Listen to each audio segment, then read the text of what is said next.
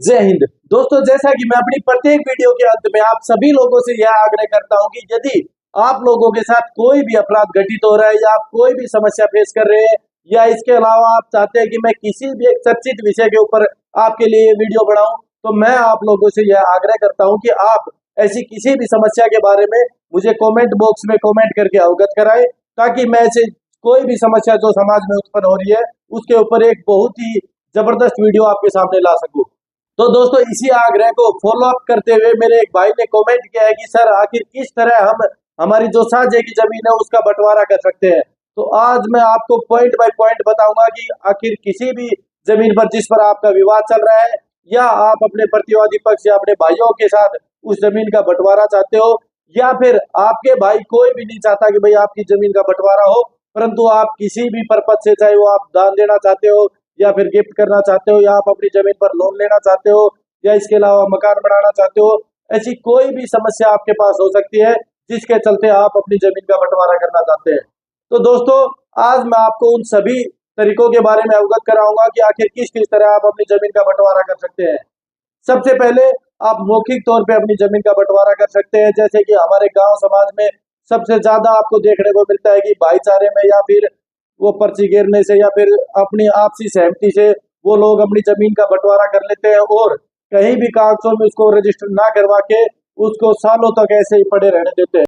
तो दोस्तों, आज मैं आप सभी लोगों को यह बता देना चाहता हूं कि यदि आप भी ऐसे मौखिक तौर पर बंटवारा की हुई भूमि पर कोई भी कंस्ट्रक्शन वर्क करवाते हैं या कोई भी मकान बनाते हैं, तो कभी भी जब आपके भाई लोग या प्रतिवादी पक्ष आपके खिलाफ कोर्ट में क्लेम करते हैं कि सर, हमें हमारे जमीन का बंटवारा नए सिरे से चाहिए, तो भाई लोगों, मैं आपको बता देना चाहता हूँ, जो भी आपने मकान बनाया है या जो भी घर बनाया है उसको कोर्ट के आदेश पर नष्ट कर दिया जाएगा। इसलिए मेरा सबसे पहले यही सुझाव है कि आप सबसे पहले, चाहे आपसी सहमति हो चाहे पार्टीशन छूट फाइल करके, आप अपनी जमीन का बंटवारा कर लीजिए, उसके बाद ही आप उसके अंदर कोई भी कंस्ट्रक्शन वर्क करवाइए। तो आज मैं आप लोगों को बताऊंगा कि आखिर किस तरह आप अपनी जमीन का बंटवारा कर सकते हैं। सबसे पहला उपाय मैंने बताया कि मौखिक तौर पर आप बंटवारा कर सकते हैं, परंतु ये कहीं भी कानूनी तौर पर लीगल नहीं है। इसके बाद ऑप्शन है कि आप अपनी जमीन का बंटवारा आपके भाई लोगों के साथ आपसी सहमति से कर सकते हैं,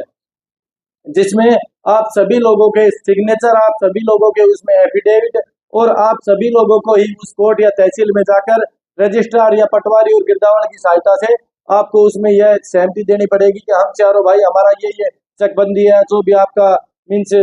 आपने कब्जा किया हुआ है उस जमीन को या आप अपने हिस्से में चाहते हो, और चारों जो आपके अलग अलग भाई है उनको उसमें कोई भी ऑब्जेक्शन नहीं है, तो आपकी जमीन को आपके पक्ष में रजिस्टर कर दिया जाएगा। इसके अलावा सबसे बड़ी प्रॉब्लम जो मेरे भाई ने कमेंट भी किया हुआ है कि सर, हमारी गोल खाते की जमीन है और मैं उस जमीन का बंटवारा चाहता हूं, परंतु जितने भी मेरे भाई है, जितने भी मेरे साझेदार हैं, वो उस जमीन में बंटवारा नहीं चाहते। तो आखिर क्या क्या उपाय है कि यदि कोई भी आपके हिस्सेदार उस जमीन में बंटवारा नहीं चाहते, तो हम कैसे लीगल प्रोसेस के तहत इस पूरी जमीन का बंटवारा कर सकते हैं, ताकि हम अपनी जमीन पर कोई भी निर्माण कर सके या उस पर कोई लोन ले सके। तो सबसे पहले जब भी हम पार्टीशन सूट फाइल करते हैं, तो हमें सबसे पहले यह ध्यान रखना चाहिए कि हमें एक वकील की सहायता से एक लीगल नोटिस जो भी हमारे साझेदार भाई हैं उनके पास भेजना चाहिए, जिसमें आप पूरी तरीके से रिक्वेस्ट कर सकते हैं कि मेरा ये नाम है, पिताजी का नाम ये है, मेरी जो जमाबंदी के द्वारा निकाली गई जो आपकी जमीन का नंबर है या फिर जो भी आपका उस पर कब्जा है वो सारा उसमें आप निर्दिष्ट कर सकते हैं। इसके साथ साथ जो भी आप नए सिरे से मीन्स जमीन का बंटवारा चाहते हैं या फिर जो आपका कब्जा की हुई जमीन पर बंटवारा चाहते हैं, तो वो सब कुछ उसमें स्पष्ट कर सकते हैं। और अपने जिस भी हिस्सेदार भाई के पास आप लीगल नोटिस भिजवा रहे हैं उसको यह रिक्वेस्ट कर सकते हैं कि कृपया करके आप इस जमीन बंटवारे में अपनी सहमति दीजिए। यदि आप सहमति नहीं देते तो मैं अपनी कानूनी कार्रवाई से अपनी जमीन का बंटवारा करवाऊंगा।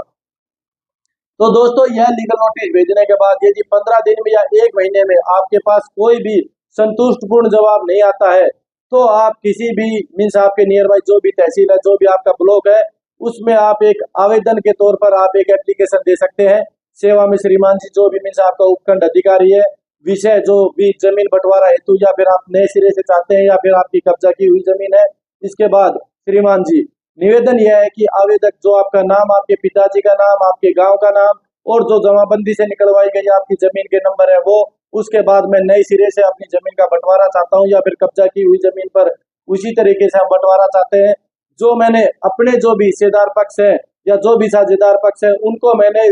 पहले ही ऑलरेडी उस एक लीगल नोटिस के थ्रू उनको इन्फॉर्म कर दिया है, परंतु वहां से उनका कोई जवाब नहीं आ रहा, या उसके अलावा वो कोई भी दबंगई कर रहे हैं कि हम तो जमीन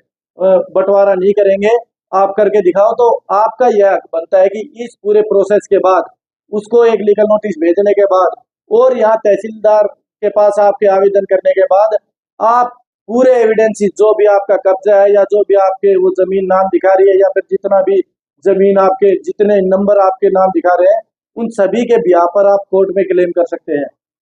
अब कोर्ट या तहसील में आपके द्वारा दिए गए जमीन बंटवारा हेतु आवेदन के ऊपर उस कोर्ट और तहसील द्वारा अपनी कानूनी कार्रवाई अमल में लाई जाती है, जिसके थ्रू सबसे पहले उस कोर्ट और तहसील द्वारा जो भी आपके प्रतिवादी पक्ष है या जो आपके हिस्सेदार है उनके पास एक सम्मन या फिर एक नोटिस भेजा जाता है, जिसके थ्रू उनको यह अवगत कराया जाता है कि आपकी जमीन के बंटवारा हेतु आपके एक भाई ने या आपके एक हिस्सेदार ने हमारे यहाँ आवेदन किया है, तो आपसे अनुरोध है कृपया करके 15 दिन या 20 दिन जब भी आपका टाइम लगे आप कोर्ट में आए और इस जमीन बंटवारा हेतु इस प्रक्रिया में इस पूरी कानूनी कार्रवाई में हमारी सहायता करें। यदि 2-3 बार नोटिस या सम्मन के थ्रू आपके प्रतिवादी पक्ष से मांगे गए जवाब के ऊपर कोई भी ऐसा संतोषपूर्ण जवाब नहीं आता है कि वो कोई भी अपने जमीन में बंटवारा चाहते हैं या फिर नहीं चाहते, तो कोर्ट आपको एक्स पार्टी मानकर आपके पक्ष में फैसला सुना सकती है। तो दोस्तों, यदि आपके साथ ऐसी कोई भी दबंगई कर रहा है, यदि आपके जमीन बंटवारा में कोई भी दिक्कत खड़ी कर रहा है, तो मैं आप लोगों से बता देना चाहता हूं कि आप सूट ऑफ पार्टीशन फाइल करके अपने एविडेंस के बिहाफ पर या फिर जो आपने लीगल नोटिस भेजा है उसके बिहाफ पर इस कानूनी कार्रवाई को अमल में ला सकते हैं। और यदि कोई भी भाई का यह कहना है कि मैं सर विदेश में रहता हूँ या मैं फिर अलग किसी नौकरी में रहता हूँ, तो मेरा बार बार उस कोर्ट में आना या 2-3 साल जब तक केस चलता है वहां पर मेरा कोर्ट में पेश होना बिल्कुल भी पॉसिबल नहीं है। तो दोस्तों, मैं आपको बता देना चाहता हूं कि यदि आप घर से दूर बैठे आपकी जो भी जमीन बंटवारा से संबंधित कानूनी कार्रवाई है उसको अपने वकील के थ्रू उसको एविडेंसेस प्रोवाइड करके आप सुचारू रूप से उस कार्रवाई को जारी रख सकते हैं।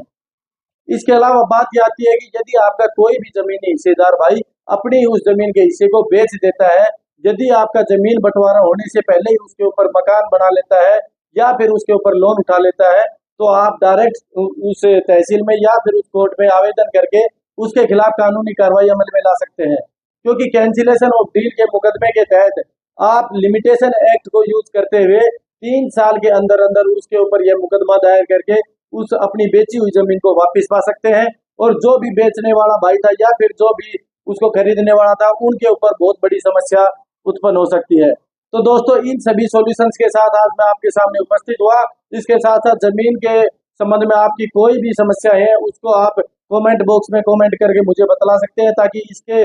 संदर्भ में मैं आपके लिए और भी वीडियो ला सकूं। इसके अलावा एक हिंदू उत्तराधिकार संशोधन अधिनियम 2005 जो यह हमें कानूनी हक देता है कि हमारी जो भी बेटियां हैं उनको भी हमारे बेटों के बराबर जो भी जमीन में हक देना चाहिए। उसके बाद 2-3 अमेंडमेंट होने के बाद आज के दिन यह कानून है कि जितनी भी हमारी हिंदू बेटियां हैं तो उनको उसके बाप की संपत्ति में बराबर का हिस्सेदार माना जाता है।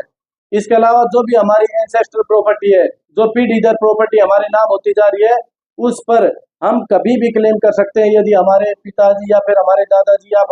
फिर हमारे भाई द्वारा उस जमीन को बेच दिया जाता है। परंतु यदि वह सेल्फ एक्वायर्ड जमीन है तो वह जो भी व्यक्ति है जिसके द्वारा वह जमीन खरीदी गई है वह उसको वसीयत के तौर पर किसी को भी दे सकता है या फिर उसको दान कर सकता है या फिर उसको गिफ्ट कर सकता है। मीन्स वह अपनी जमीन किसी भी अपने इच्छा अनुसार किसी भी बेटे या बेटी के नाम करा सकता है। तो दोस्तों, इसके ऊपर हम कभी भी हक नहीं जता सकते। इसके अलावा जमीन के संदर्भ में आपकी कोई भी क्वेरीज है आप कमेंट बॉक्स में कमेंट करके मुझे बतला सकते हैं। इसके अलावा मैं आपसे बार बार बता देना चाहता हूं कि दोस्तों, जमीन विवाद के चलते हमारे थानों में डेली ना जाने कितने केसेज आते हैं, जो हमारे पुलिस वाले भाइयों द्वारा उनको यह जवाब दिया जाता है कि भाई आपका जो जमीन से संबंधित केस है वह कोई भी उस पर कोई भी क्रिमिनल प्रोसीडिंग से जारी नहीं की जा सकती। तो वे मेरे किसान भाई या वे जितने भी मेरे जरूरतमंद भाई हैं वो निराश होकर थाने से जाते हैं। तो दोस्तों, आप इसमें निराश होने की कोई भी बात नहीं है, क्योंकि जमीन से संबंध में या फिर पैसे के लेन देन के संबंध में जितने भी आपके केसेज होते हैं वो सभी सिविल कोर्ट में केस फाइल करने के बाद आपकी जो भी कानूनी कार्रवाई है वो अमल में लाई जाती है। इनके ऊपर हमारे पुलिस थाने में कोई भी कार्रवाई की नहीं जाती। यदि पैसे की लेन देन में आपको कोई भी डिसऑनेस्टली तरीके से या फ्रॉडुलेंटली तरीके से आपको कोई छल के बलबूते आपसे पैसे लिए जाते हैं तो वह जरूर 406, 415, 17 या फिर 420 में मुकदमा दर्ज किया जा सकता है। इसके अलावा जमीनी विवाद में भी आपके साथ कोई भी लड़ाई झगड़ा होता है या फिर कोई भी गाली गलौज या फिर कोई भी धक्का मुक्की या किसी के घर में घुसना या उसकी जमीन में घुसना, ऐसी कोई भी वारदात होती है तो जरूर आप कानूनी सहायता ले सकते हैं और थाने में जाकर उसके खिलाफ उचित कानूनी कार्रवाई करवा सकते हैं। तो दोस्तों आज के लिए इतना ही। मेरे उस भाई से भी मैं बता देना चाहता हूँ कि भाई जमीन के संबंध में यदि आपका कोई भी विवाद है तो इस पूरी वीडियो को देखकर आप अपने जमीनी विवाद को सुलझा सकते हैं। और आप कभी भी मौखिक तौर पर जो आपकी जमीन बांटी गई है उस पर कभी भी विश्वास न करें। इसके साथ यदि आपके भाई आपसे सहमत है तो आप बिल्कुल आराम से रजिस्ट्रार के पास जाकर या तहसीलदार के पास जाकर अपनी जमीन का बंटवारा कर सकते हैं। परंतु बहुत सारे केसेस में 100 में से 90 केसेस में जब आपके हिस्सेदार या प्रतिवादी पक्ष उसमें अपना राजी नहीं दिखाते तो आप उस जमीन के ऊपर सूट ऑफ पार्टीशन फाइल करके और अपने प्रतिवादी पक्ष को एक लीगल नोटिस भेजकर उसको आगाह कर सकते हैं। इसके बाद आप सूट ऑफ पार्टीशन के तहत अपनी कानूनी कार्रवाई अमल में ला सकते हैं, जिसके तहत यदि फिर भी कोर्ट के समन भेजने के बाद आपका प्रतिवादी पक्ष उस जमीन के हिस्से करवाने में यदि राजी नहीं होता है तो कोर्ट आपको एक्स पार्टी मानकर आपके पक्ष में फैसला सुनाते हुए आपकी जो भी हिस्से की जमीन है वो आपके नाम करवा दी जाएगी। तो दोस्तों आज के लिए इतना ही। यदि इसके अलावा आप किसी भी समाज में फैल रहे किसी भी अपराध के प्रति आप वीडियो चाहते हो तो कमेंट बॉक्स में कमेंट करें। जय हिंद, जय भारत।